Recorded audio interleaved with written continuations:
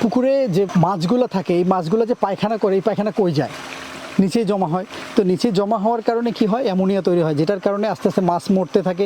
একটা সময় মনে করেন যে আসলে মাছ এবার ভালো উৎপাদনই হয় না, কিন্তু এটার কারণ যে হচ্ছে অ্যামোনিয়া সেটা তো অনেকেই বুঝতে পারেন না।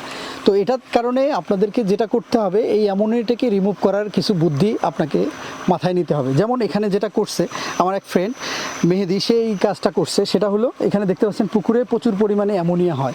ও করছে কি, এই অ্যামোনিয়ার পানিটা যেটা হচ্ছে একদম নিচ থেকে এই পায়খানাটাকে তুলে সে দিচ্ছে হলো তার ধানের খেতে, যেটার কারণে অতিরিক্ত একটা সার অ্যাড হচ্ছে এবং ধানের জমিতে যে পানিটা দিত সেটা সেই ফ্রেশ পানিটা ও এখানে দিচ্ছে পুকুরে।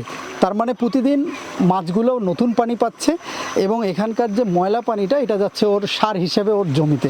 তাহলে বুঝতে পারছেন যে আপনাদের যাদের পুকুর আছে তারাও এই কনসেপ্টটাকে মাথায় নিতে পারেন এবং এটার মাধ্যমে আপনার মাছেরও চাষটা বাড়াতে পারেন এবং আপনার ধান থেকে অন্য অন্য যে ফসল আছে সেটাতেও সারের খরচ কমায় নিতে পারেন। কারণ আধুনিক চাষাবাদের যেটা কনসেপ্ট সেটা হচ্ছে আপনি যত কম খরচে বেশি উৎপাদন করতে পারেন তাহলে লাভ দেখতে পারবেন।